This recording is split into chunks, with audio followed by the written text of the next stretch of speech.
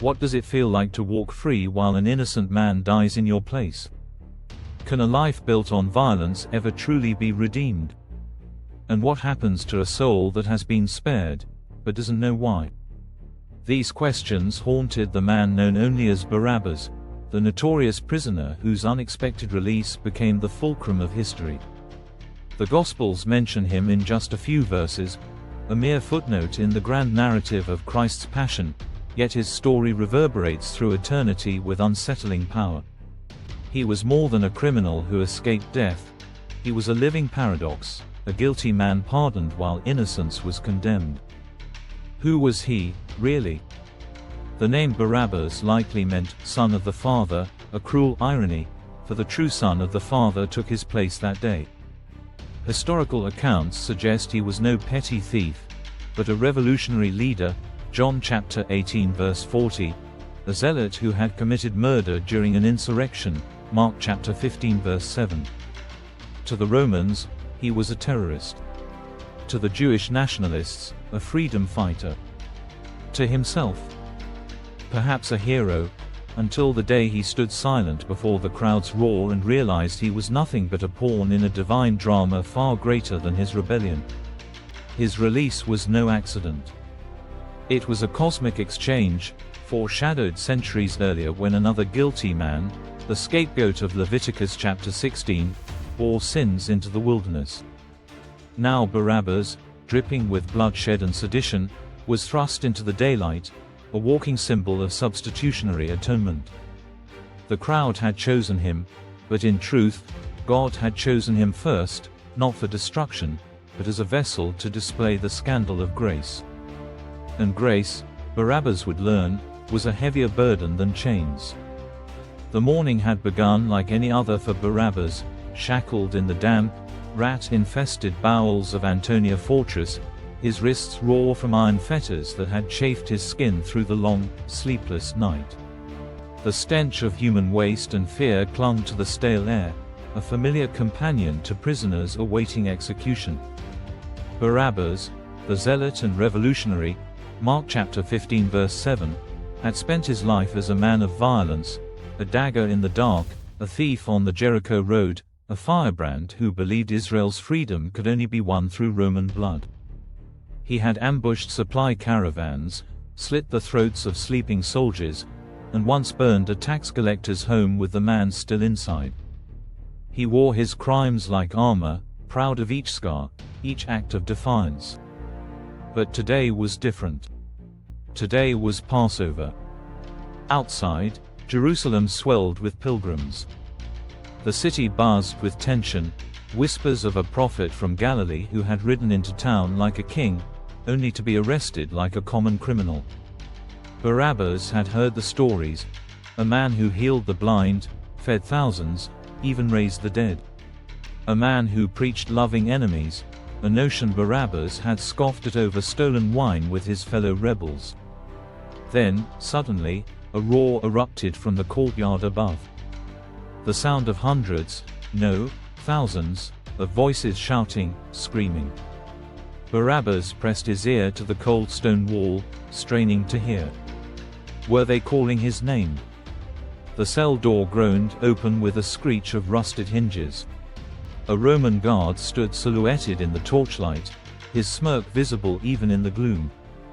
"You're a lucky man, Barabbas," he sneered, the Latin accent thick with contempt. "They've chosen you." Barabbas blinked. "What?" The guard yanked him to his feet, roughly unlocking his chains. "Pilate's offering a Passover pardon. The mob picked you over that rabble-rouser from Nazareth." Barabbas's heart pounded. This had to be a trick. But then he was being dragged up the stairs, into the blinding sunlight of the Praetorium's courtyard. The noise was deafening, a sea of faces, fists raised, voices screaming. "Give us Barabbas." Matthew chapter 27 verse 21. Pilate, the governor, stood on the steps, his face a mask of weary frustration. "Then what shall I do with Jesus who is called Christ?" he shouted. The crowd's reply was a thunderous wave of hate. "Crucify him." Barabbas stumbled forward, his legs weak from days in chains. The guards shoved him toward the crowd, their hands rough with finality. He was free. And then he saw him. Across the courtyard, surrounded by jeering soldiers, stood the Nazarene. His face was a ruin of bruises and blood, his back striped from the lash. A crown of thorns bit into his brow, and yet, his eyes were clear, focused. Their gazes locked.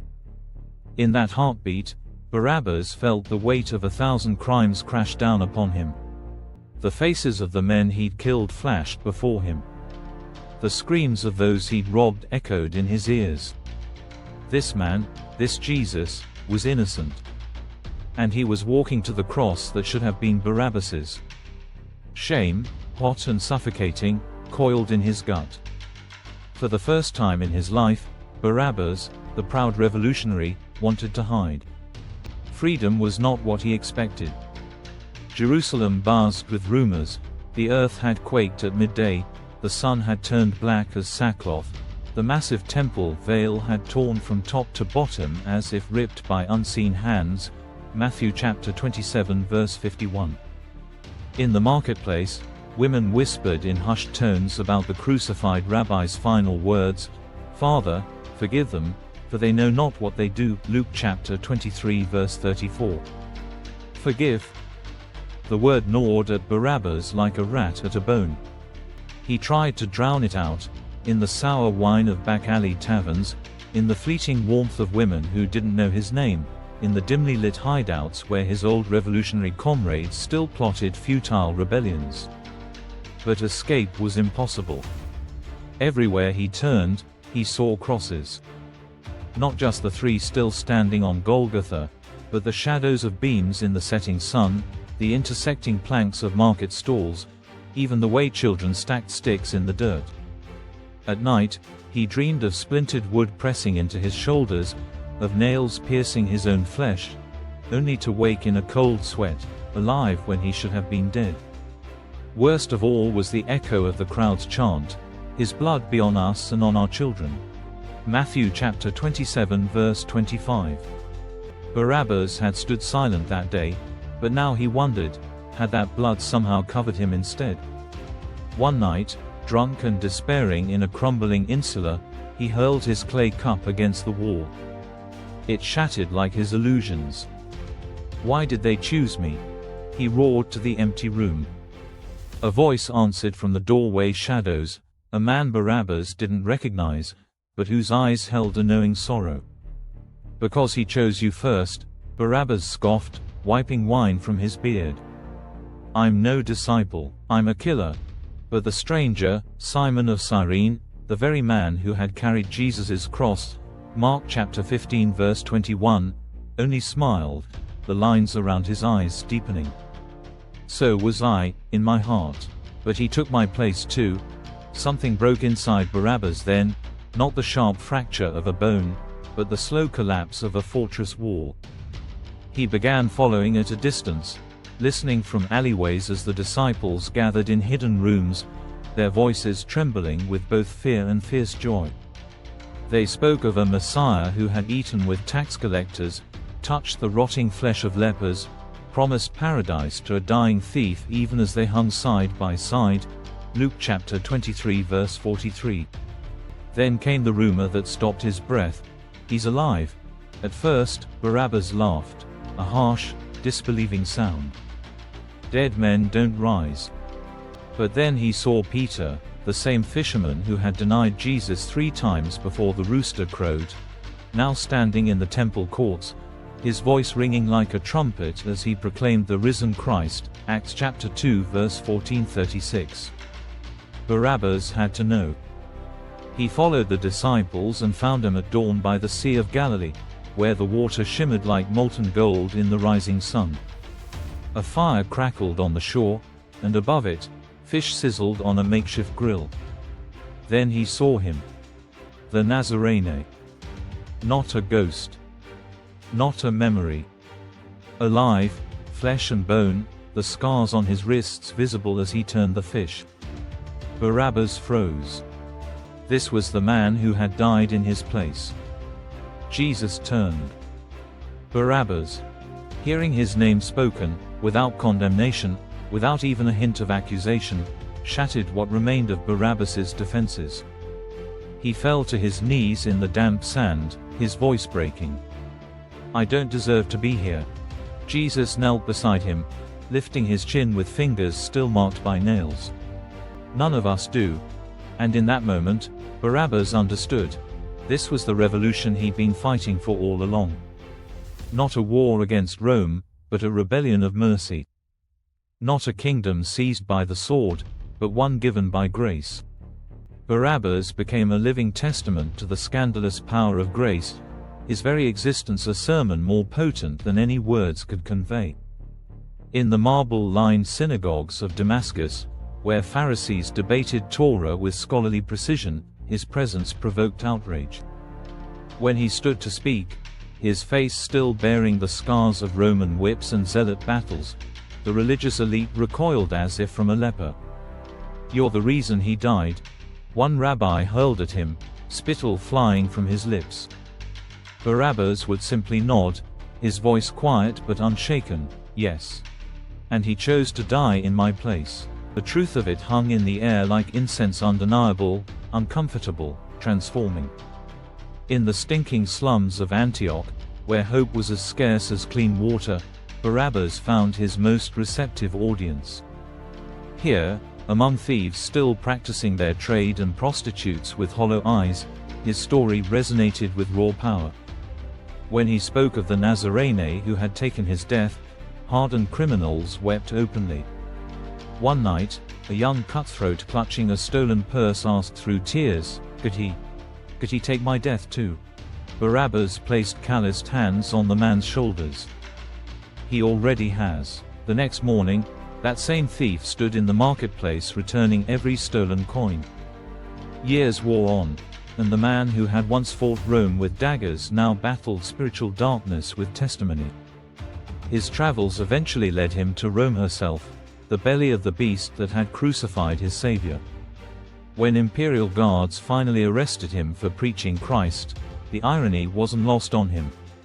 The prison cell felt familiar, the cold stone, the iron chains, but the fear was gone. On his final morning, as a bored executioner tested the edge of his sword, the aging revolutionary studied his own wrists.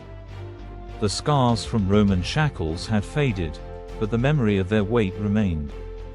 "Regret your crimes yet, old man?" the executioner taunted, expecting terror or begging. Barabbas's smile was genuine, his eyes clear.